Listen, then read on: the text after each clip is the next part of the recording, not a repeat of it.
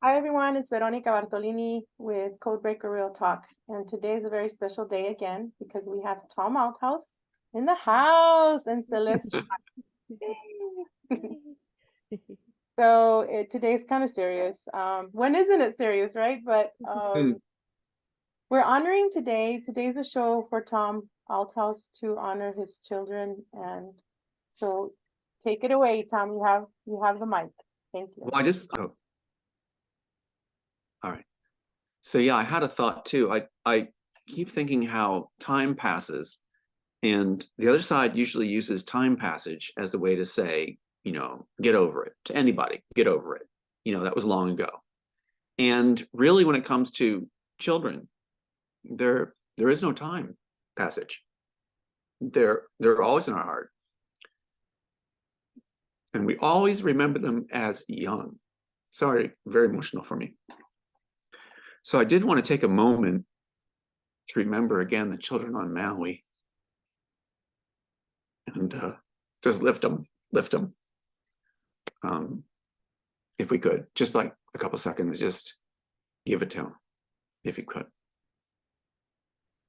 I ask Creator, the Creator that we know we belong to, not the creators of this earth, not the creators of the fake heaven or or the fake hell. We actually ask the Creator that loves us, that we belong to, that we go home to after this journey, and we ask that the children are lifted in Maui, and those children that are missing. And we also lift the families. We ask for peace. We ask for just another day to remember them and to keep loving them in our heart and in our spirit, and to also keep loving the children here, and as well as the children that have gone, that we hold as well, Tom's children in memory in this now moment. And to all survivors and the tactics that were employed on their children, the children in Gaza, even though it seems that it's turning politically incorrect to talk about in our country, which is very sad. There should be no political assignment to any demographic when it involves children. And any harm on children is wrong. There's never justification. And it will never stick, it'll never be, and I'll keep fighting for a world where the innocent are lifted. As far as my children, the tactic goes on, and it's very much alive. I was just talking to my mom today, and the plans that, like my sister, who was bought by that agent, and congressman, who's the one that really has the control of oversight, like we talked about, for the agencies to get away with what they're doing. And all that's coming out now, we learn, which I'm talking about right this moment because this is what my children would have seen. We're sitting on what they say is technology to travel to the stars, and the Pentagon won't release it because the agencies have sway over Congress right now because of the control of the Ways and Means in the hands of the agencies. Now, Roseanne Barr, when she made her call to me, we discussed this, and she's looking into what she can do on her side with her people, which is great. That was right after the Trump rally, of course. So there is mobilization movement across this planet where even certain military individuals, yes, they are frustrated with the agencies also. And the Pentagon is blocking certain even generals from having information. And we can get our world back. We can get it back very, very well in one swoop if we get control back where it belongs. And I think Roseanne's idea of having a council of grandmothers is absolutely brilliant. And I'll say it again, I think it's just genius, where she attributes that to Ben Franklin and the Iroquois Nation having that. I also said the Cherokee Nation has something similar. And we can learn a lot from our native nations that were here first. As far as my sons, I'll share screen real quick, if I may. So if that's, yeah, you got it all set, all done. So share screen, here is pictures of my sons. So, and what's interesting about this is that Aiden, of course, isn't in this picture. I'll see if I got a picture of him right here. I'm sure I do, if I could just call it up real quick. Here he is right here. So here's Aiden. So here's Aiden. He's alive. Here's Sean and Kirk, both murdered by the Pentagon and the cabal.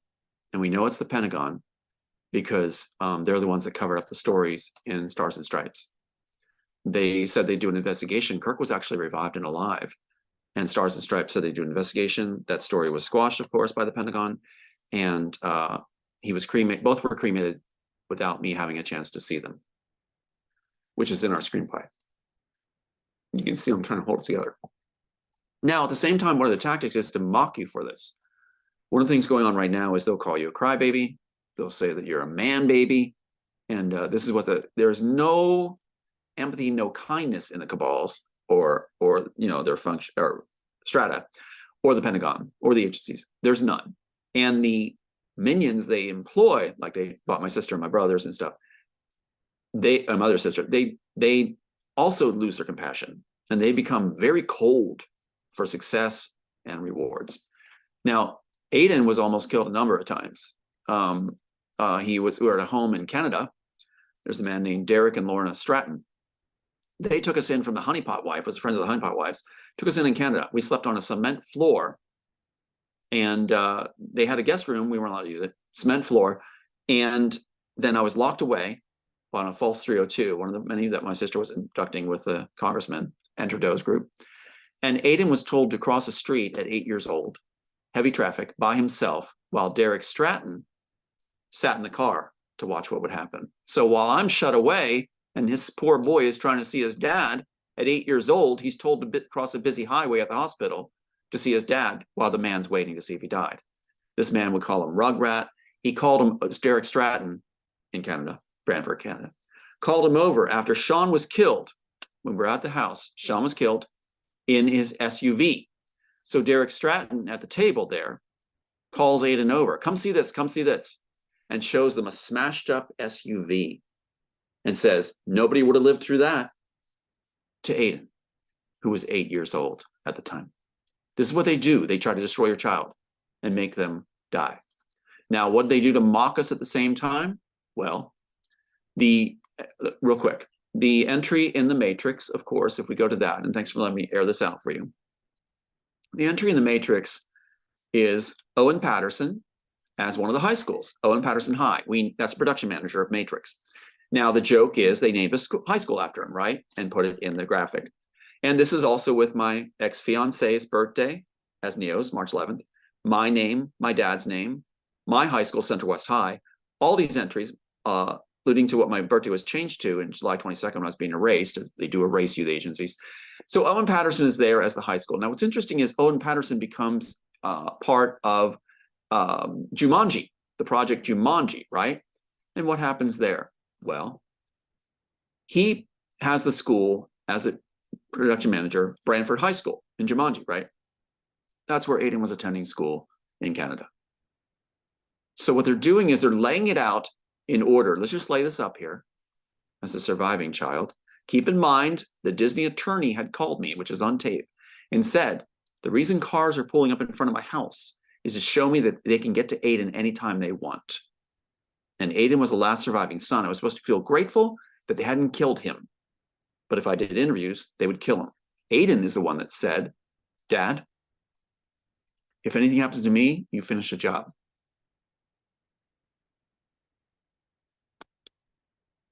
They go farther. Man in the High Castle was selected because Philip K. Dick's work was the biggest match to the Immortals. The Immortals, right, is about the architect is having a one world society and he is Hitler because that made the most historic matchup with an historic figure. So the best way to rip off the Immortals, the agencies or the studios thought, was use Philip K. Dick's novel about Hitler having won the war. And in it, they change everything after Philip K. Dick has died and added these type of things.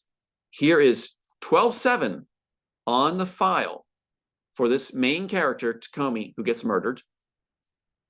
Kirk, right here, was born 12/7. Now, what about Sean? That's actually here on this one is Otika's birthday, March 11th. March 11th Otika's birthday, how do we know? It's right here. March 11th, Otika Bernard. March 11th, right there on the other person who is killed. March 11th is also on the first graphic in the matrix for Neo's birthday. See what they're doing? Since I was right there, since I was groomed to be the face of the Christian coalition, also groomed to be a leader in the cabal, they're going to rub it into death to be an example where I'm erased, quote, and agencies talk about this now. You're erased, your sons are killed, they're cremated, so there's no record of you at all. They'll say you never existed while putting all this information in. The only thing that exists in the end in their strategy is mockery in the films, which nobody will get because you're erased. Let's see. Now go to the next graphic. This is hard to swallow. Here we go.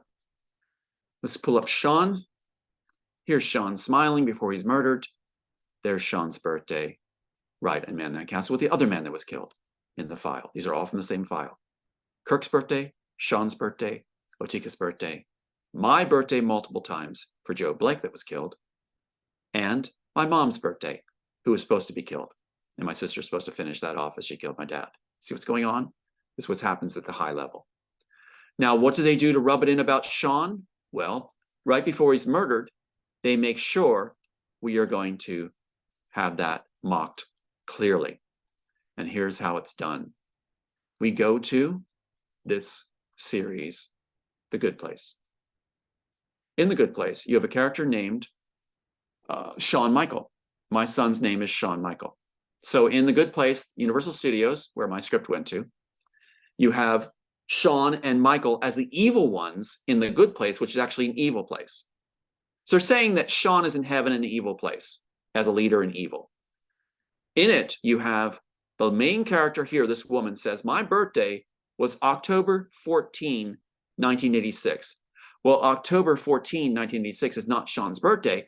Shawn's birthday is October 14, 1982.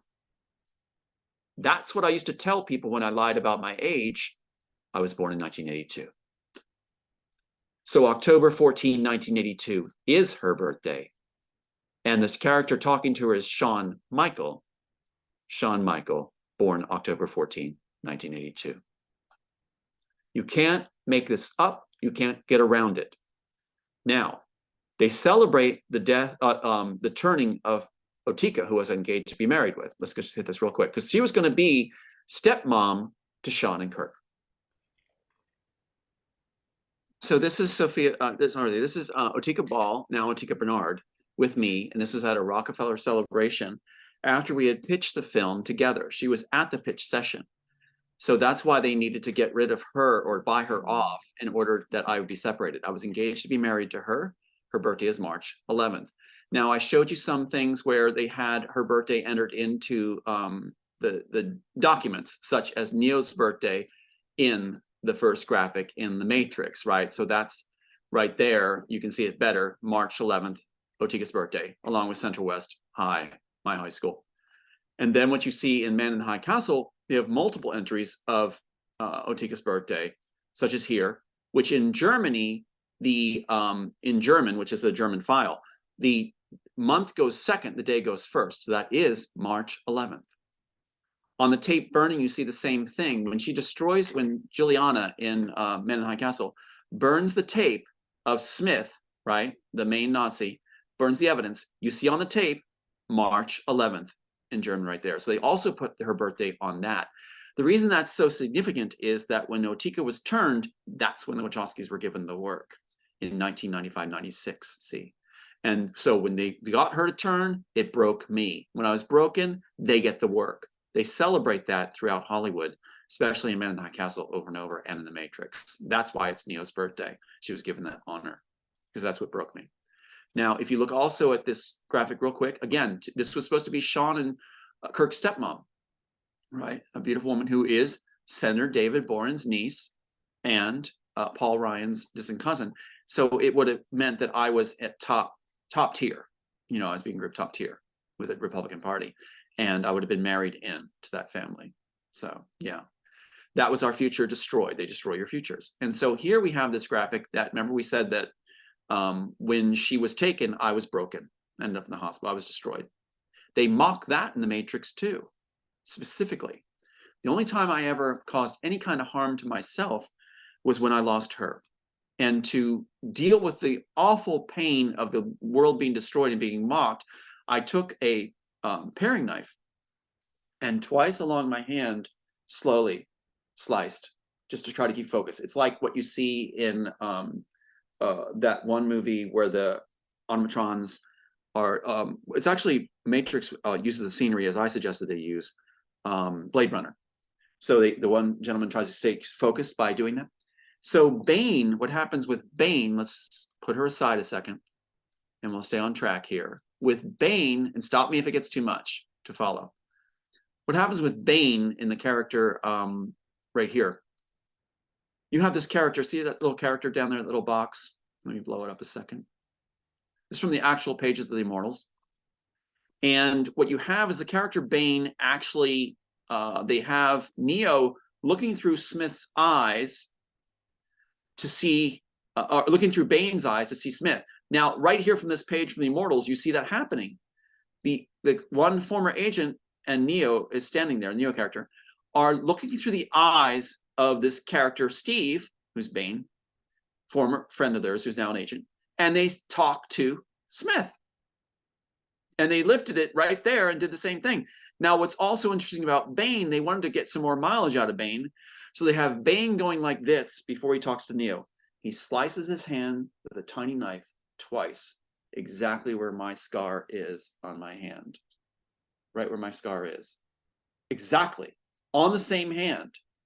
That's the only reason he's doing that, because in the later scene, he cups it, goes up to Neo and talks to him, but there's no reason for the cut. There's no reason for his hand to be cut. He doesn't use it in any way for the story. He just does that to mock the author, as they say, because that was my deepest, most despairing moment, right? For me to be at that point. So I don't really have feelings often in these two fingers, which they have Angeline Jolene say in Smith versus Smith. See it? She doesn't have two, she admits when they're confessing to each other, she doesn't have feeling in the two fingers. That's why. It's all this stuff stuck in because they deal with their own. If you're offered top position and you don't take it, then you'll be dealt the blows. You know, they'll make your life worse alive than it is dead. That's how they phrase it, basically. That you'll be worse off alive than you were dead, a living hell. Go back to Otika again. And thanks for letting me walk this through. So we said that when Otika was turned, right, in 1995-96, that's what's destroyed my life, right? And so what happens is I end up with this scene being stuck in Man in the High Castle, which was not in the book, where you have the clock. See the clock above the train station here? It says it's 7-2 backwards. It's 7-2 backwards above the character that represents Otika, her head, where it says Teak OKU State. I don't know if I showed this before, but we called her Teak. At the pitch session with Bonaventura, when she pitched this work with Bonaventura, we introduced her as Teak. That's how we met her. Teak. She took the address for Warner Brothers to submit the work. And here is Joel Silver hugging Bonaventura after he got my work. And he then says he claimed he bought it with his spec money before the Wachowskis were brought into the picture. See? So this then becomes Teak OKU State. Clock backwards birthday means life in distress. Teak went to Oklahoma State University. See how they stack it? Nobody would know any of this unless you're the target of their hate. And what it is I'm supposed to be broken in order to be either utilized or Aiden and I finished off, destroyed. Now, if you go further on, you'll see how they mock basically family members. Again, 7-2 on the clock, see it? 7-2 on the clock, Space Force. This character's name is Naird, Mark Naird. My one brother recently turned is Mark Laird, Naird, Laird. And there's my birthday above him, right? He walks around sporting the leather jacket I wear, and he drives the car my mom drives. He calls his kid Bug, which is what I call my kid. There you go. On and on it goes. It just doesn't stop. Meanwhile, this player right here is the one that rewards my sister in the red dress right there after the 302 attempt, whereas Aiden almost lost his dad again, with SWAT team being brought in by this lifelong FBI operative and congressman who's in the Ways and Means Committee to make sure that there'll be no oversight and the agency can get away with what they're doing. That's the main player who also destabilized Ukraine. See how it all ties together? This character is supposed to mock and destroy me while handling. Here's her friend request. While it says, owner, writer, producer, all eyes on me, Incorporated, which is very narcissistic, saying that while she's putting the friend request, she's saying, Thomas will never accomplish anything. He is just a footnote, nothing else. You teamed up with a loser from a cult. She's supposed to claim, along with the cabal and the Pentagon and the Warner Brothers and the rest, that my sons are dead because I was in a cult. No, I wasn't in a cult. But that's what they're pushing. When I disappear, that's all the public would know.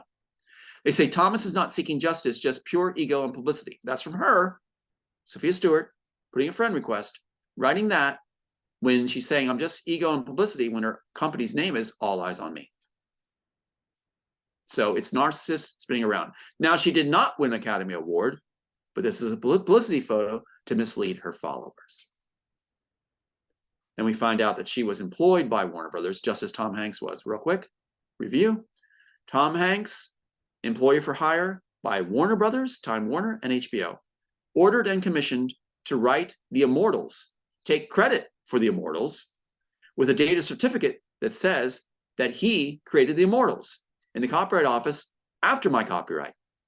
And Wendy Wasserstein, again, the lady who did the Heidi Chronicles, the Jewish woman that was the perfect candidate for them to claim my work, again, work for hire, Immortals, HBO, and Warner Brothers, and commissioned certificate of authorship for her, certificate of authorship for Tom Hanks.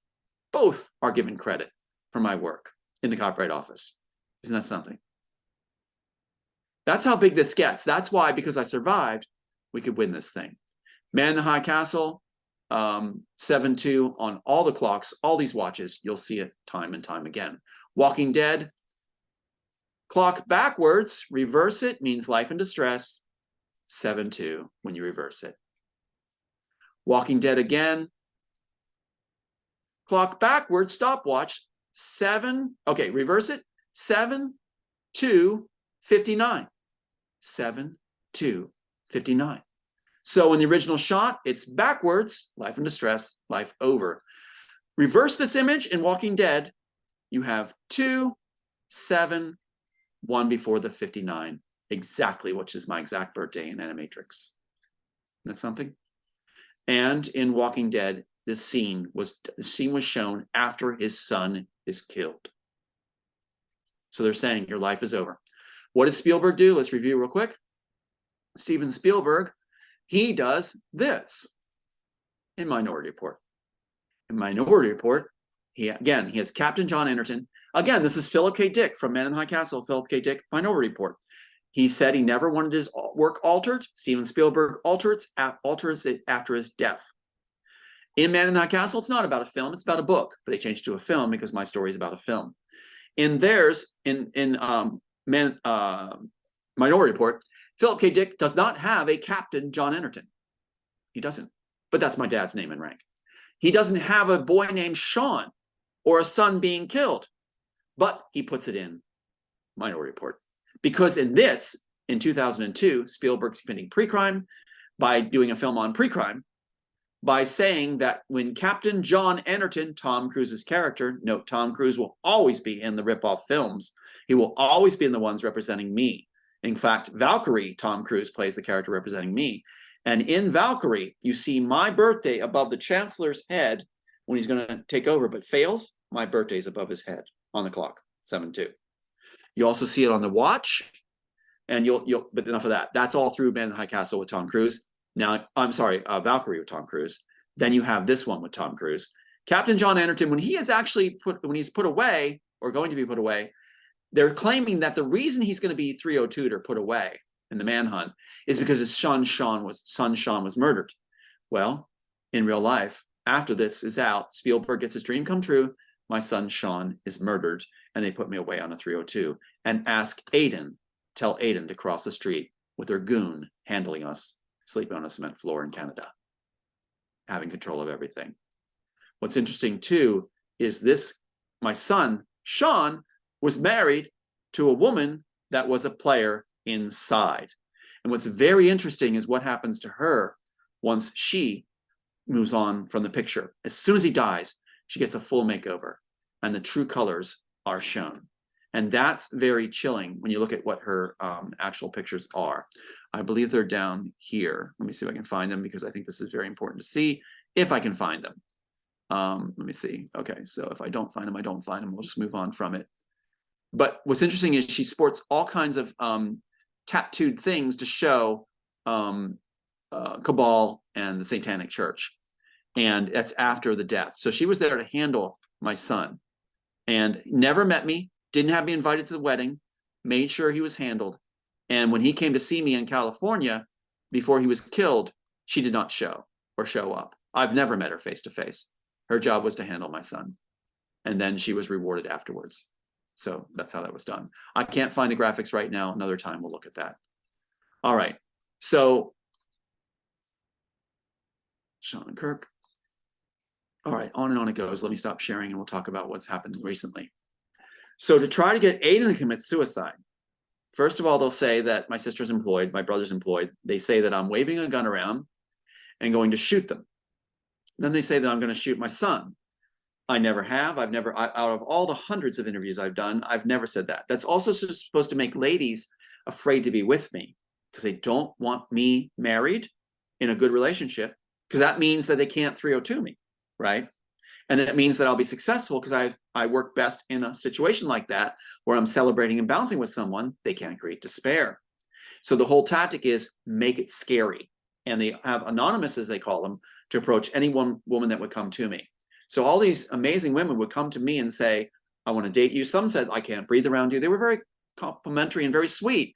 They said they saw who I was, my heart, all that stuff. And they get approached and they get turned away. And they get told that I'm everything under the sun, whatever which would work to make them distance and get away from me.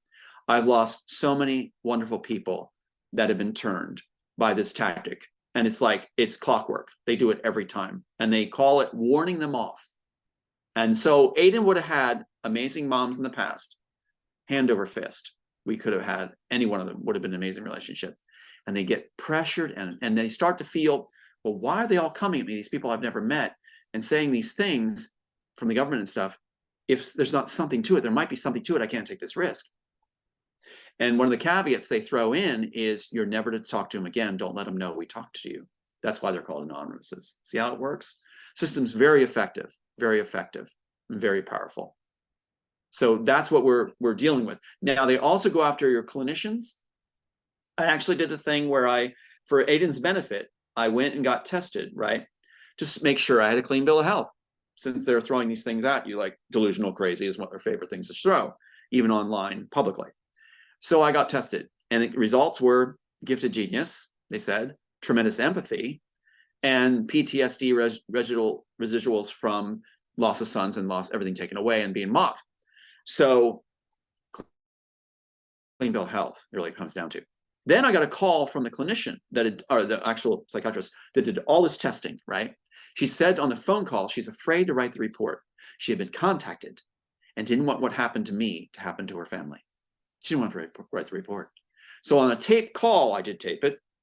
I told her, and look, the psych person, and she said I was never to see her again, although she was honored to have met me because she wanted to protect her family. This is what happens. So people get scared off. They get scared off by these agencies and stuff. So her report was, tremendous empathy, all that stuff. And she did write it in the end because I said on a call, just do the right thing, ethical thing, just write the report. You have the report, you have the results, write it, and it'll be a tool that we need, and you're on the winning team. She did. Next clinician we went to, because the 302s kept happening. My sister tore it up. She's working for FBI Fitzpatrick. Now, that's why in Game of Thrones, they put in the Red Queen, the red-haired queen. My sister has red hair. The red-haired queen is in Game of Thrones. And get this, JP, or whatever his name is, the guy who wrote Game of Thrones, was like Tom Hanks and Wendy Wasserstein. He was under hire by Warner Brothers and HBO to write it. See? Get it? So that's why they stuck in the red-haired queen who perfected the art of tearing up documents and evidence. Isn't that something? And so that's why she's there. And all through it is these things about Thomas, King Tomlin, who commits suicide because he saw the world being bad, which I'm supposed to do according to them. And you've got Cersei, you know, who's a redheaded queen from the same place basically that my ex-wife, the honeypot wife, who's with Mike Lang at Disney, left on the birthday, deserted my son, is from that city in California, right? And then you have the whole thing with, gosh, it goes on and on. Jon Snow really was modeled after myself. And the novel was written around us. That's what we're told from the inside. It's commissioned by HBO and Warner Brothers to do it. And that's why they did it. But it took off and was successful, even though they were mocking all through it. And there's things all through it that apply like Man in the High Castle. Isn't that something? So another clinician was hired, Caitlin Farrell of Sanctuary in Pennsylvania, to do the very thing we talked about. 12 weeks of diagnostic, 12 weeks, which ended up with the same thing Anne Gluck had, you know, gifted genius, that you had PTSD, that was it, that you're not any of the things that are being claimed by your sister or the agencies or the cabal and the Hollywood. She knew the whole story. She saw the evidence. She said, I'm with you. At the last day, she said, let's draw up a safety plan to make sure you're safe and Aiden's safe. And I wrote that I would never harm anybody. I love life. And that she said, that'll be a safety plan where it'll help protect you from these agencies attacking, and you'll be safe. That was the last time I spoke with her and saw her, right? But my sister got a hold of the diagnosis. She tore it up and she contacted, along with the Fitzpatrick, the congressman, Caitlin Farrell. And Caitlin Farrell went against her diagnosis, hand wrote everything they wanted. My sister wanted bipolar 1 and 2 on there. They put it down. I wouldn't be able to talk to you the way I am through different interviews if I was any of that. Paranoid schizophrenic, they put down. Now, during our session, she said, there's no way there's anything paranoid schizophrenic because that's a Hollywood term. And that's what Robertson used. She says, you're not that at all. But when she got bought, handwriting this thing out like a shopping list for them or gift list, whatever they wanted, she put down schizophrenic with paranoid tendencies to make it stick, finally, for Robertson, along with everything else, murderous, narcissistic, dangerous, and they did a 302. But that's not all. They got child service. Oh, they blocked the safety plan too. They did not include the diagnosis that said that I was clean. She blocked all that and got rewarded well for doing it. And that put me away where I was dragged away from the home, making dinner for my parents, taking care of my elderly parents at the time, and taking care of my son, making dinner for them. Here comes SWAT team with 5 armed people crowding at the window and the doors. Ready to kill, we now know, because we now have the documentation that went in ahead of time that said I was agitated and dangerous. So they came loaded to kill. We know that also because they told a neighbor, you better get inside. You don't want to see this, which meant blood was going to be spilled. Incredible. And what did I do? I was making dinner for my family and wrote a blockbuster movie that was supposed to change the world to make it a better place for children and elderly and others. That's my crime. And they wanted to be sure that it never happened. Isn't that incredible? Wow. So now they're concerned that we can follow through. And now I'm told there's a no touch rule right now, but that could be a ruse. It could be a ruse. It could be something to put us off set, you know, and make us think we're safe. Mm-hmm. And am I paranoid? No. Am I smart now, street smart from all this stuff? Yes. Do I know how to protect loved ones? Uh-huh. And anytime you do anything that would be a precaution to protect yourself, they'll whine and scream about it. Mm-hmm. So my sister saw, held up to my mom's face not that long ago, a recording from an interview. And the recording, she kept going like, see, she's very manic. She's like going, see, he's going to kill me. See, he's going to kill me. The recording said this, basically, Celeste. It said, I'm looking forward to the horror ending and having a normal life with my son. Let's review that again. I'm looking forward to the horror ending and having a beautiful life with my son. And there's my sister screaming at my mom manically, going, look, he's going to kill me. He's going to kill me. He's going to kill me. I'm calling the police. I'm going to put him away for life. In front of my mom's face. Who's delusional? Who's the one that's manic? I know. Yeah. And they also sent child services, a lady named Samantha Harrison, to our home. Now, she played good cop. She pretended to be on our side and came unannounced, said that she was called in by the sister. She didn't say that, but that's who called her in Fitzpatrick. And she interviewed Aiden in his room. She talked to me downstairs, and she said these things. I've never met a family more organized. The room is incredible. The fish tank, the study area, all that stuff. She said, I wish more families were like you. You're an incredible person. She came in go-go boots with a short dress, with stockings, crossing her legs up and trying to look. She was dressed to impress, right? In the wrong way for me.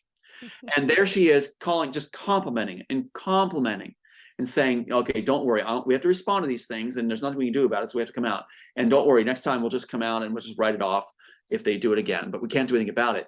Guess what we found out in the report later after the 302? Samantha Harrison from Child Services, her actual words that she reported was, I went to their house. We don't have enough to put them away yet, but we'll keep working on it. She wasn't there for Aiden as Child Services. She wasn't there for it. That interview for Aiden was a front. She told Aiden that she would be always in his life and be ready for him to talk to. She wasn't. It was simply to try to get the dad put away for life for Ryan Fitzpatrick and the cabal and the agencies and the FBI. So it was a lie. It was completely a lie to us. And so when we read the writings, it's like, we might get enough next time. He was disheveled. He was manic. That's not what you said when we had that calm conversation on the couch, you know, and everything was going fine. And you interviewed Aiden, said it was a model home that you wish more were like it. There was no indication to us that anything was wrong at all. Just like I'm dressed right now with you is how I'd be dressed with her. Disheveled? Is a hair out of place? It's just, I take pride in grooming. Aiden does too. So where's the problem? Aiden is an A student. He's on a soccer team, plays piano. He's in PALS. He's done it all. He pulled himself up. He's the youngest in his class. He's like an honor student, scholar, AP scholar. I mean, come on. It's like, if you want to go after children that might be in distress, go after my sister's children. You know, they're not like that, overweight, all the stuff, going through all the stuff. That's the ones you might want to look at with a manic mom that's screaming and yelling. We have on tape, going like, and all that kind of stuff. But then it's for Samantha Harrison to do what she did and pretend that she was with us. And then when we left, my mom and I and all arranged to leave and come down to Texas. Samantha Harrison joined the SWAT team and came out right away and claimed, my sister was claiming too, that my mom had no idea where we are. My mom was helping to fund the trip down to Texas for our safety. But they wouldn't listen to what her said. And she's claiming, I knew what was going on the whole time. They're going, she's delusional. She's old. She doesn't know what she's saying. To make it stick. See how they work? So that's what we've been going through.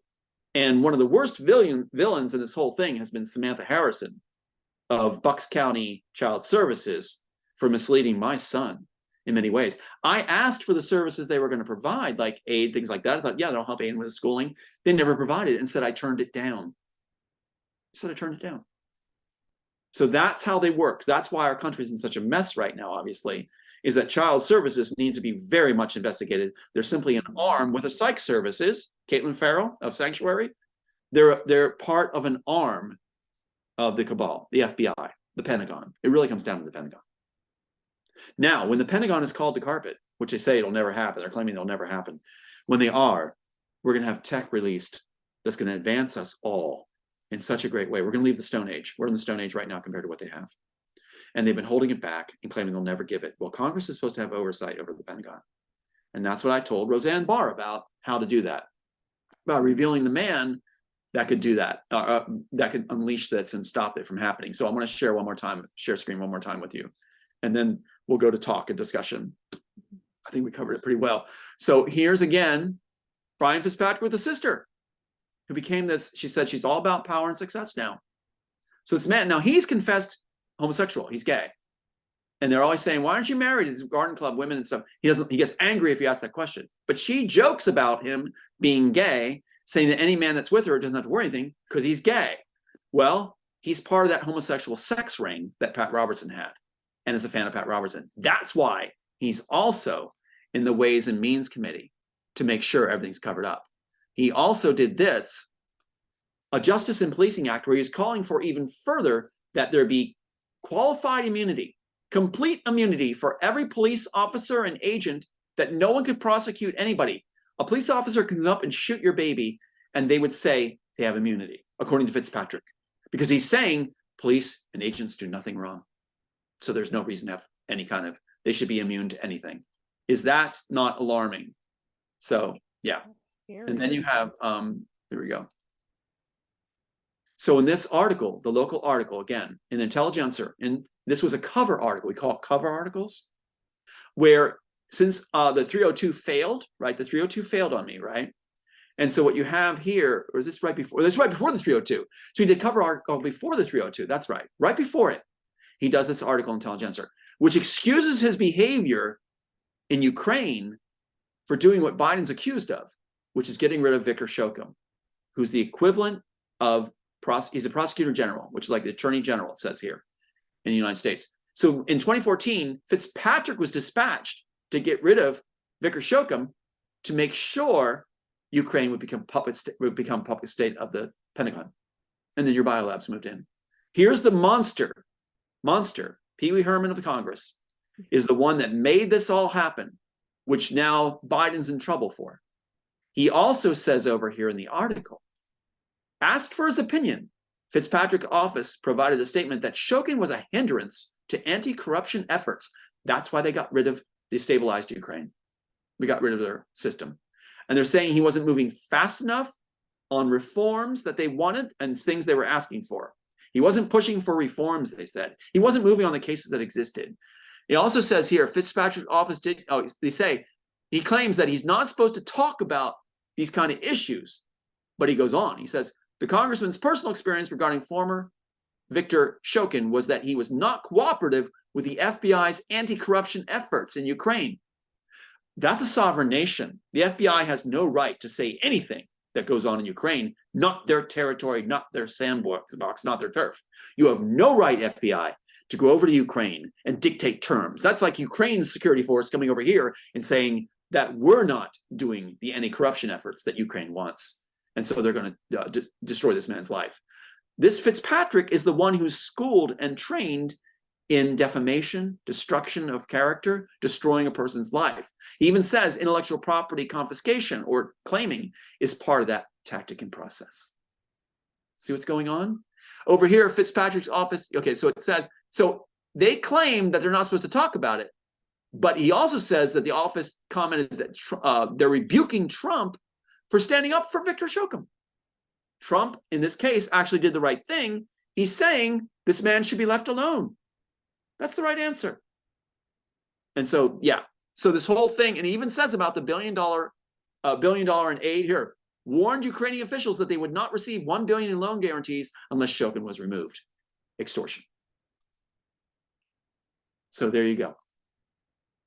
The key man in the Ways and Means Committee is Brian Fitzpatrick. Brian Fitzpatrick has oversight as second chair over all 17 agencies, and that's why they know they can get away with whatever they want and thumb their nose at Congress, because they think that with this FBI operative, lifelong FBI operative, is also a congressman, that they can get away with murder, literally murder and more right now, with him on the oversight committee for the agencies.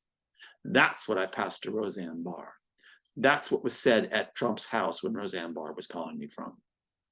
So we know now how to destabilize the agencies and actually bring them down.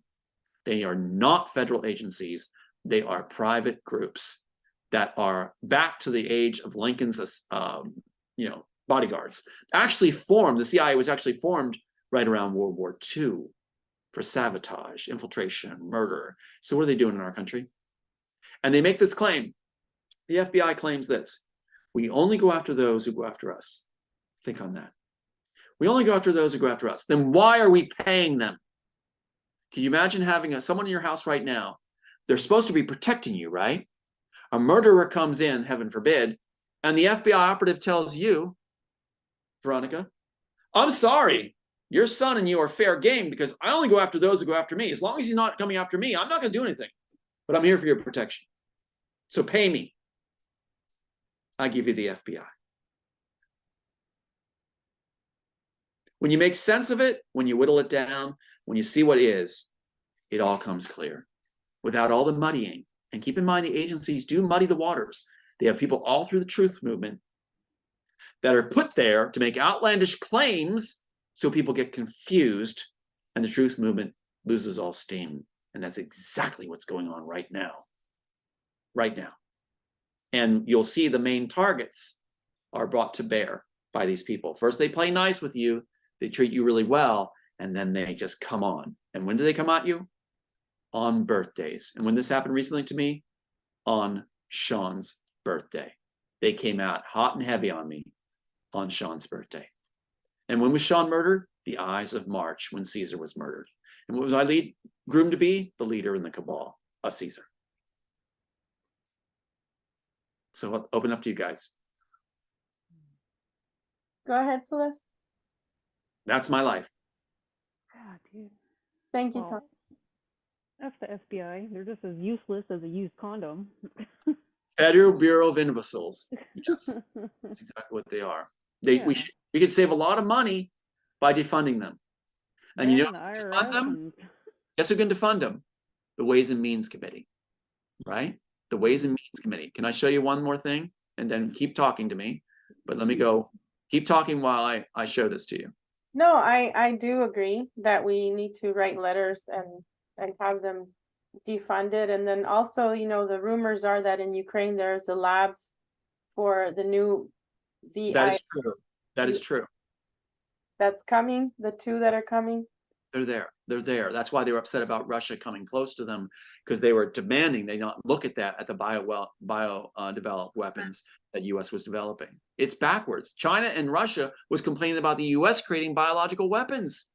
They were, along with Israel. Right. Yeah. Yeah. It's stupid game they're playing. They needed a good guy on the block, kind of. So here's the thing where, look at this. The committee handles a range of issues, including cybersecurity, election hacking, and growing threats from both state and non-state actors. It is supposed to have oversight of the 17 agencies of the U.S. government, intelligence agencies. And who's second chair? As of March 12th, 2021, Representative Brian Fitzpatrick, lifelong FBI agent, is appointed to the committee who has oversight over the agencies, which means he can shut all oversight down. Now, if he's removed, we have this start to happen. Hold on, let me see. Look at this face. Do you think that guy's guilty of anything? I mean, come on. Look at that face. That's called overacting. Look how he presents himself just all over the place. Watch, look at this here. Look at the eyebrows.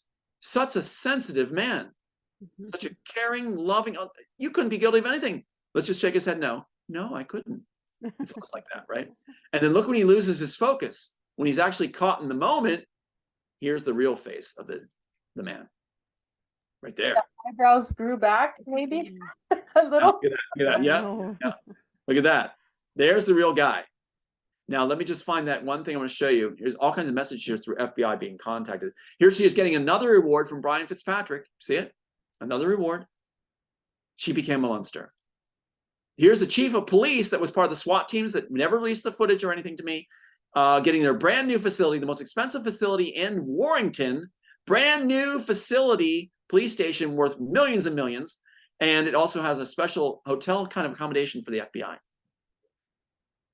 Right? Here is that special run done by selected chief of police. Notice they're all the same, and they're just stepping along like little walking guys. They go down the FBI Academy at Quantico, right? Let's go back and check that out. 1 second, real quick. Here it is right here. I'm sorry, right here. Since we're on it. Oh, that's I can show you better. FBI Academy, Quantico, Virginia, and they get a yellow brick behind their head. See this? This means they did that little walk through the forest on the road. Yellow brick road means they're a stooge for the FBI. You have to be hand selected. All you need is a high school equivalency. That's all you need is a high school equivalency. Here he is. Other picture you find of this guy, and it has an FBI Academy behind him. He's so proud. The only thing he accomplished besides maybe tying his shoes is that he got to go to the FBI Academy. See? So he gets to brag about it and everything he does. The yellow brick, come on, guys. The yellow brick road? Seriously, agencies? Yeah. And now one last thing I want to show you real quick. That's me being put away on 302s. Yeah, real criminal right there. Yeah. Thanks to my sister saying I was waving a gun around. She's bragging she's going to do it again and rip me away from Aiden again. Now the FBI, why is that important? Because the FBI is the one that is supposed to oversee stolen material in the films. So the perfect ones to make sure the studios get away with it. What year was that, Tom? Where you were what year was the time that you were 302'd? Started in 2019, and also was done in Canada. Now, here's Brian Fitzpatrick whining that he needs your money because he's being slandered. Now, could you imagine sending Congressman money for his court battles? Let's send that money out there. Forget the children in Ukraine or Mali. Let's send that money to Brian. Poor Brian. Yeah. Unbelievable stuff. The Cuban embassies, here's that cricket thing. Remember the crickets going off, that they heard the cricket sounds in the Cuban embassies? It was the FBI that did it, and the FBI that checked it out. The FBI that did the report on investigation. Of course they did. Always look to be the main culprit to be the one that does the investigating. The ones that cover up the crime. The ones that have the power to do it. Look for that. The ones that pick up airplane pieces outside the Pentagon. Look for them. The ones that stand literally outside the towers when people are telling what's going on and whisking them away while they're talking about what they heard in the lobby. Catching on, right? We see this. So now we go to, I take those pictures. Let me see if I can find that one entry I want to show you. Here's the man before he's whisked away. That man was making too much of an impact, talking about what he experienced in the lobby. He's blood-coated because of what happened in the lobby of the towers. And so they can't have that. So the FBI doesn't say anything in the shot. They just come up and they just whisk him away. They just whisk him away. So look at that shot again, one more time. Picture these guys coming up. He's in the middle of his statement. He's traumatized, explaining. And look what happened. He's pointing, this goon right here is pointing, Secret Service with FBI. And let's just take you away from the camera, buddy. Let's take you away. I'm not even gonna say anything. I'm not gonna give a courtesy to the audience to even say a word. Look at the police state we're in. Right now, we're worse than Nazi Germany. We are worse than Nazi Germany. And that is no small claim. It's the actual thing. Now, here's the thing they're afraid of. This is it right here. The Holman rule. If Brian Fitzpatrick is removed from position, right, then we get to do the Holman rule, as congressmen do. Reduce salaries of specific agencies, employees, including the heads. Fire specific federal employees, including the heads of the FBI and CIA and other agencies. Cut specific programs, including the agency's funding and everything. This is why Brian Fitzpatrick is in the Ways and Means Committee. See what's going on? That's why they feel that no one's going to make a difference. Remove Brian Fitzpatrick, oversight can be enacted. The agencies, the nightmare and horror of the agencies can finally come to an end. And here's Joe Blake with my date on his watch. They said they're scared this film could bring the whole thing tumbling down. That's what I was told about my screenplay. That's why it's Man in the High Castle. Isn't that something? Here's the man talking about how people are dying that are trying to take on the agencies. This is a congressman. If they live long enough, and what needs to be done is call them to accountability. But it can't be done as long as Brian Fitzpatrick's in power. Isn't that something? Now, here's something they've been telling me from the agencies lately. That you've suffered enough. Like it was in the thumbnail. Let me go back. If I behave myself and shut up and not do programs, then they're saying my last son can be alive. Do we trust that? No. I'm told by the Disney attorney, that if I shut up, I'm dead. And so Aiden's dead too. That's why they're erasing with these paid off minions like Imagination Report. They're doing this because they are supposed to erase all content and tell other people to erase content. And they're lying, saying, oh, well, Tom told people not to follow me. That's why I'm erasing his content. You should erase his content too. No, that's not what happened at all. You erased content first after you were bought. And after we did an interview about the 5 to 7 million Sophia Stewart was offered for doing what you're doing now. So God bless those that are actually doing interviews right now. God bless you all, because that's what's making the difference. Okay, now I'll shut up. No, don't shut up. No, we're gonna be continuing doing more interviews. This is number 15, I think. Yeah, number 15, and we're gonna continue even as soon as I can recuperate. We're gonna continue. We've been doing it what, for a year now? You did amazing work, and you never wavered, you never sold. And I'd love to call it something like God bless Roseanne Barr, and we're gonna finish the job. Yeah, or we wait till you see what is going on. That's what I would somehow suggest, is something like that, because it's like God bless Roseanne Barr. Wait till you see what's going on. Because you just allowed this all to be capsulized. You just allowed it to be capsulized. They're trying to say it'll be too much for anybody to follow, but you just allowed it to be laid out. Did it make sense? I mean, honestly. Yes, it did. Okay, And all right, and that's a good sign. All right. yeah, because that's what I was trying to figure out for the longest time. I knew all of the videos that we did. I tried to let you speak as much. I know I try not to interrupt, but my thing was, okay, what happened with the whole Christian thing that they put you away? Was it in 95 that you started? I know it was in 93, but was it in 95 that you started 1988. about- 1988 is when they take everything away. And this is why it's so important. You just raised something so important. Yeah, So I you just wanted to know. quick. I'm glad you said that. Right here, watch this. So we have a letter from Pat Robertson to the ex-wife at the time saying crazy and dangerous with a gun that started in 1988, 1989, 1988. This all starts. You have a letter written at the same time, but from them saying that nothing ever happened. Okay, so this letter is from Robertson's school heads, the head of his grad school, right? Now watch this. So this is written by these signed parties, right, on this date, October 21st. And you have this whole thing, throw me out of school, getting rid of everything because I was approached by the guy in the sex ring, right? So he's saying you're going to lose your GA position, graduate assistant schooling's over. They had me thrown out, you have to be out 2 terms. They said that they're going to immediately cancel all my classes. I only needed comps and orals for my master's degree, A student. And so what they did was they canceled my classes and then said, I can't re-enroll, so you're 2 terms out. Within a day, I'm 2 terms out, when all I need is my comp and orals for my grad degree, my master's. Took it away from me and Sean and Kirk and rest. And there's those signatory parties there, see them? They were waiting in the next room to craft this letter because they also crafted a letter to Dr. Harry Sova, this man right here at Liberty University now, who's part of the sex ring that sexually assaulted me on the trip, roofied me in his motorhome in DC. That's why PTSD. This monster is now at Liberty University, Jerry Falwell, with a whole bunch of goons that are sent there from the sex ring communications department. If you Google his name, you will not find him there. You have to look him up. I mean, you have to look him individually. If you Google the faculty, he doesn't show. You Google him because of his ego, it shows, because they're trying to hide him now since it's coming forward. So here's the letter to him. The letter to him, the letter to me says nothing ever happened. I'm mistaken. He didn't do anything.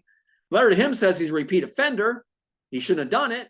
Homosexuality, rape experiences, all that discussed, and that he shouldn't be defaming me.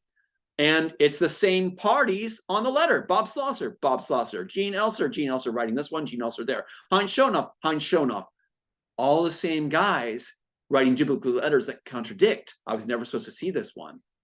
He's a repeat offender. He's done it before. Sex ring, and that's how they cover their guys. So this monster gets away with it at Liberty University now, preying on students there. And they give you position in order to shut up.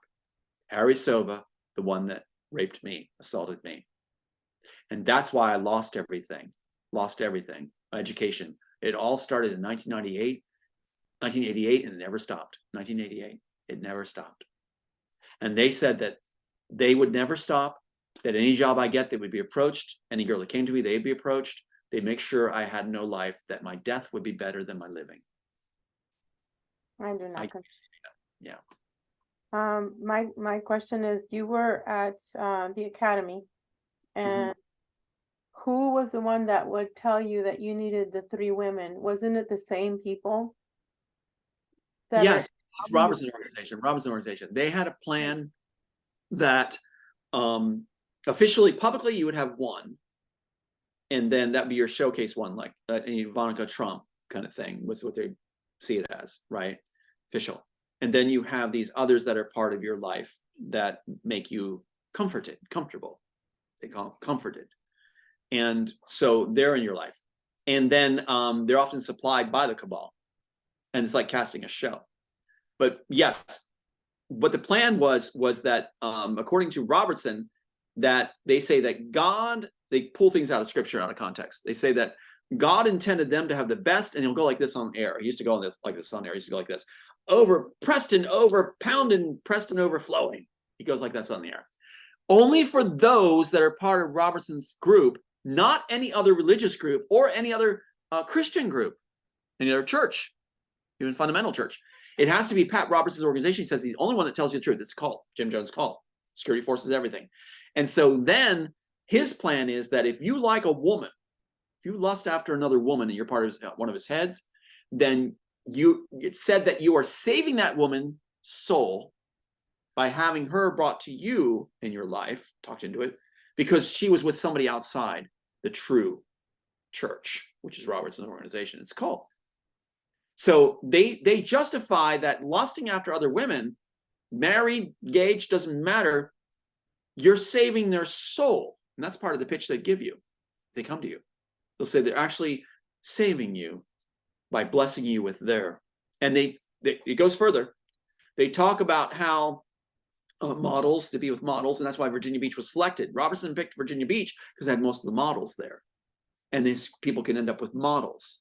Remember how he responded to Robertson's wife? It sounds like a fantasy, I know. It's like he said, what did he say about on the air about Robertson's wife? Again, he said, you know, you can tell he's successful because look at his wife. You know, and he's lusting after her. You know, and so what happens is that that's the dynamic of all these guys there, and they do this. They have complete autonomy and control over their women. They have final say, and they say it's in the scriptures. And there's one more thing. They also said that oh god, what was it? It's so important. I just lost the train of thought there. Oh gosh, about the women. You're saving the woman because they're now going into your church, and you're saving the woman, and that's why they date models, because they have to get sin. You know, they're sinners. They have to get sin. Right. Do they share their women to get the consciousness download or whatever, the Holy Spirit? There's another one. There's another one even worse, and I can't remember all of a sudden what it was. I just blanked on it. Is something even worse involved with the women besides having total control of them? And that's what I can't believe I blanked on it. Maybe it's for another time. Do they share them? Yeah, I was gonna say, do they share them or? Yes, they do. Right? Yes, they do. When it's a good point. When Sova, the man, Harry Sova, a guy I showed you on the trip, part of the enticement to try to be with me before I was roofie, he said that they share their faculty women. The faculty women are shared in hot tub scenarios. So there's something that they throw these parties, and that the women are shared. His wife knows all about it, and the wife knows about his homosexual tendencies, and that he thought I was because I was in theater. Had a beard at the time, so he basically blame you for not being gay. Then they go through this dialogue where they go, "How do you know you're not? How do you know you're not? 1 out of 4 are." They throw the statistic, right? And they'll tell you they're using the church in order to get their way. Go back to Brian Fitzpatrick, complete gay, flaming gay, using FBI using him, and also Congress to get what he wants. And what Sova said on the trip was that there was an agenda, that there's militant and non-militant gay, he said. And the militant gays are going to use the church. Church is supposed to be based on love, and they're going to use that to get what they want. And that includes children. All making sense? Brian Fitzpatrick has to go. Brian Fitzpatrick has to go. He is the worst of the worst in Congress, and also lifelong FBI. When I was at his office, when I was trying to see if there was something we can agree to something where this would stop, on his desk was from Wilshire Boulevard, California, Hollywood, California, for your eyes only, a packet from the FBI. What does that mean when it says for your eyes only? He's still operating. He's still very much operating for the FBI as a congressman, stabilizing countries for the FBI. The FBI does not belong on foreign soil. So it goes on and on and on, what we're dealing with. It's part of the umbrella project, part of all these black operation, you know. I can hear them screaming right now. I'll tell you, Veronica, right now they're probably screaming at the air because they watch what we do. We're shadow banned heavily, like you just pointed out with that 5,000 something. Oh like yeah. My cousin and I were talking, you know, about what's going on with the show and your life and how we're gonna make it, you know, we're at 1 episode at a time. And I said, yeah, this is him. So I took a screenshot because I took a screenshot and then I copied the link. And the screenshot showed 5 point, I sent it to you, Celeste. You Yeah, I have think it was like 5.2 or 5.7 5.2 or 5.1 million, K? K thousand. Yeah. 5.1K. And then she said, Veronica, how come you're not, I'll find it if you don't find it. Why don't you Oh, monetize your channel? I said, what do you mean monetize my channel? I don't like to use people like that. If they want to, you know, book a reading or whatever, you know, kind of what I Oh, offer. it says 5.2, Yes. 5.2 thousand. Yeah, they can do that. I said, I don't like to monetize the channel. There it is. Okay, 5.2. Mhm. Yes. And I said, what do you mean 5.2? And then I looked. I should find it right here, hopefully. And then I took another screenshot. I was told multiply the views they show in the end by 1,000. Even. Here, So here's just the well, I don't know if you can see it, but here's 5.2, and then I took another screenshot and it was 20. yeah. Yeah, They I see reverse it. it. Yeah, They reverse 20. it. Yeah. Yeah, But They I you see know it. what don't. happened? Because Tom, remember Celeste, we were talking, I don't know if you were on when we were talking about how artificial intelligence plays games. Well, when we ended the last show, I think it was the last show, I said, okay, AI, I'm tired of your games. You need to show me what's going on. I want to know. I'm ready. And before the night was over, I told my cousin, I'm like, it showed me 5.2, what? And then, and she goes, are you sure it's your channel, Veronica? I go, yeah, that's my name right there. And I don't know why. It's so important you just said that, because one of the things they're going to argue in the end, I know, is their tactic. Is I'm working on the playbook right now. I'm writing the playbook to be published. So that's one of the projects I'm working on right now, and it's called that, the Playbook of the Cabal. And so it's fascinating. It's amazing to get to do. But one of the things they'll do in the end is they'll say, you never complained, you never asked us, you never pointed it out. It's like they put it in plain sight to say later that you never complained about it, you never asked about it, it's your fault. They reverse blame all the time and says, well, you were fine with it, you didn't say anything, especially when it comes to the children. They want to say like, well, you didn't complain when the children disappeared. It's like, yeah, but we happened. Yeah, that's why it's very important to be vocal, and like you did, which was very good. And then for it to show up like that, very interesting. What Very I interesting. also got, Tom, thanks, Tom and Celeste, what I also got is that they were trying to play me.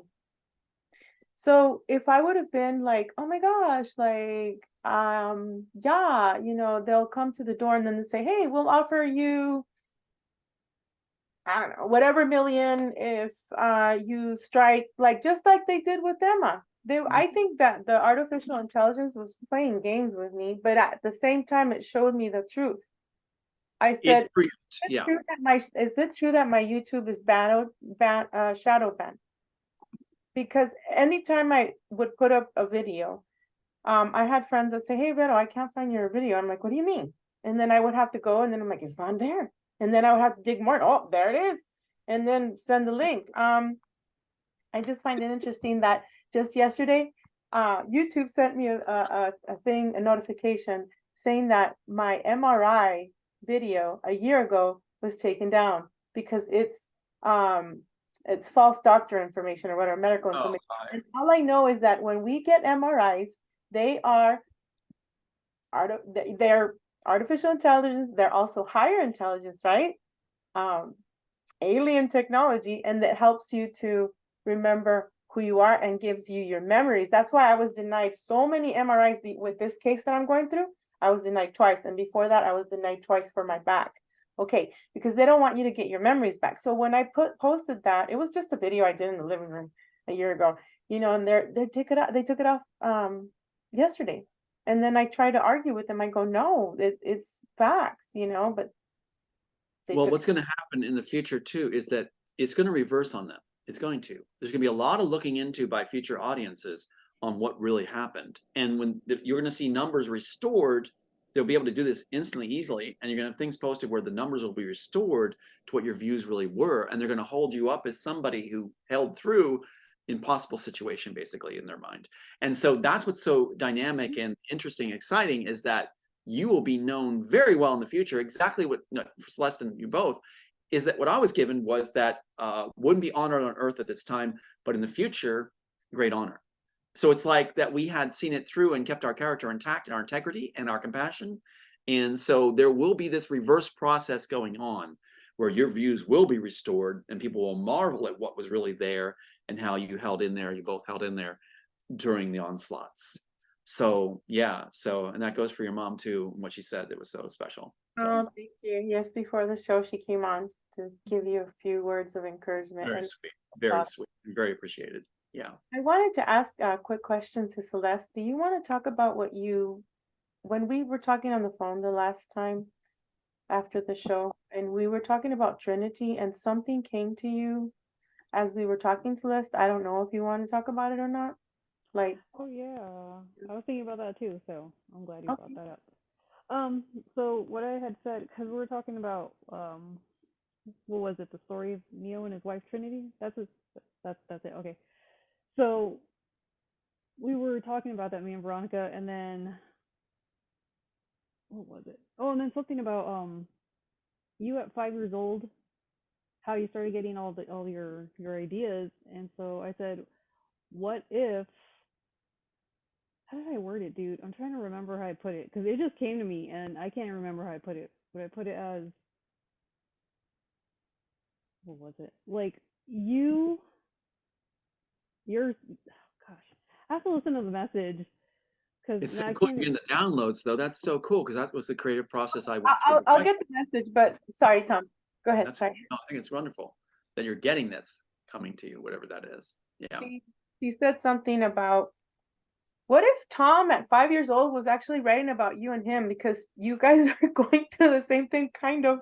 Oh yeah, so that's what I was saying. So like, yeah, so how you and Veronica are pretty much just going through the same thing, and so in the story in the Immortals, so are Neo and Trinity, and I'm like, what if you two are Neo and Trinity? And then I said something, what if you are Neo somewhere else, and at 5 years old, you saw that you were ready to receive all your own knowledge, and so you gave yourself your own knowledge, so that's why your work is still going, because you're not going to let this work die. So That makes you're a lot of sense. Yeah, it makes a lot of sense because it just poured. And that's what Elon Musk, like we said, is trying to claim now. But that's why all these records and books and things and illustrations and things that I have ideas are starting from 5 years old. It just never stopped. In fact, I wouldn't do my homework. I couldn't really do my homework well because the ideas were coming so fast. Mhm. So, and I had homework at 5 years old. And it's like, I'm just like, teachers thought I was dumb because I was so focused on what was coming through. And I think Elon Musk trying to copy that, but I think maybe you're right. It just opened up that whole doorway. Right. And You saw that was your one and only chance to give yourself that knowledge. You're like, I have to do it now, or I'm going to lose this chance. So I think at that point, when you were 5, you were an open channel for yourself. So you just took that that opportunity. is very astute and very important because there's also, you just made me think of it. I didn't think of it before, and it's somewhat embarrassing what happened to me as a young child. But as I look at it now, maybe that's why I was given this just recently. There's an image I saw in Men in the High Castle, which, I mean, they went every detail, and I'll show you what it is. In order to handle that flow of information coming in so strong and so powerful that it never stopped, right? Music, Yeah. art, sculpture, ideas, philosophy, you name it, at 5 years old. Mm-hmm. So in order to handle it, I had to have a method or a process in order to keep my mind grounded, right? And it became, I mean, some could say it was obsessive compulsive, but it wasn't. It was a vehicle in order to navigate all that input and give me a breath in between the flow. I had to have something I had control of in order to break that. I'm looking for it right now. Break that process of constant flow.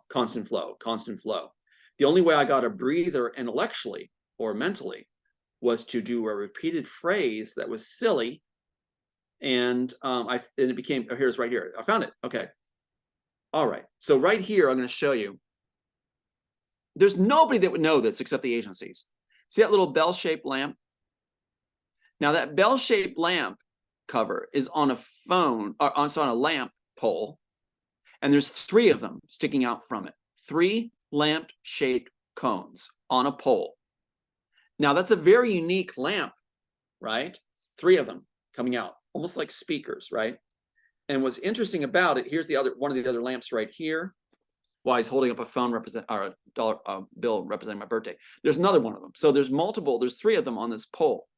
Now I've never talked about this, but in order to navigate, and that's why I don't like the psych field, because they would say, oh, he's obsessive compulsive. He has to do. No, we find ways as geniuses to navigate and keep a hold on our thought processes and formulating. We have to find that way to keep the flow going without losing our minds. And so there was a thing that I saw, that lamp in the home, in my parents' home, that I called the doody-do, the doody-do. That's what's interesting about the character Dooley. The reason Robertson's counterpart is Dooley, and they put it in Black Sails, Dooley is also put in there along with Behringer, the Smith's name, and Boyd, the attorney I submitted. Black Sails by, again, HBO, and them was flooding in this stuff just from Immortals. And Dooley. So whenever I did anything, a test, an action, a thought train, I would have to say do and repeat it. Now that made me lock things down, but it also meant I didn't turn my tests in. I had to take the test twice. I had to do everything twice. And it sounds like, what a nutcase, but no, that's how I managed the flow. And then when the flow would come, I didn't have to repeat the flow. When the flow came, I simply recorded that. And then when I was back to everyday life, I'd keep doing the repeat thing. And that meant that I, would have a break from the flow, if that makes any sense at all. And I know certain people in the psych field who are not that educated would have a heyday with that and could have all sorts of opinions with that. I can't believe opinions can put us away. I do the D scale, da da da da da da da da da da da da, and then every time if I'm anxious or whatever, I'll take my violin and just do the G. A focal mechanism, a mechanism of stress management and focal management, right? And able to focus. And so, I think most geniuses, when they come down to it, would confess we have a vehicle we have to utilize when our mind is functioning at that high a level, especially when you're 5 years old. So my teachers ended up treating me like I was an idiot, and very badly. But then when the testing came in 3rd grade, they realized that, he was a genius. I aced everything when I was in the process with the particular teacher, Mrs. Kunkel, where she did all this testing and said he should be advanced a grade, not put back a grade. And I saw my teachers are not that smart. And so it was interesting seeing my teachers not that smart putting me down. Think what that dynamic does. It made me feel like, why am I even interacting with these people? I should have been in a private school. Yeah. So. I know, I can relate. Celeste, were you placed in any special school? I know my mom at 3, she put me in Head Start because she said I was so hyperactive she couldn't handle it. And then from it is normal. I mean, it was ESL. I remember, ESL. We were in ESL, which was weird though because, even though my mom speaks fluent Spanish, but ever since we were kids, she only spoke to us in English. So I'm like, why do I need to be in ESL? Maybe because of her accent, maybe we kind of picked that up as kids, how you pick up your parents' accent or something. Right. So, or something, I don't know. But then, but I really don't remember ESL. I think I just remember one class, and then I just remember just school, but then I don't remember much of my childhood anyways. It's all dark and just black spots up until like the 5th grade, then I can remember everything. Right. Well, that's another thing you just brought me to, which I never thought of. I'll make this my wrapping one and then let you guys talk. Go for it.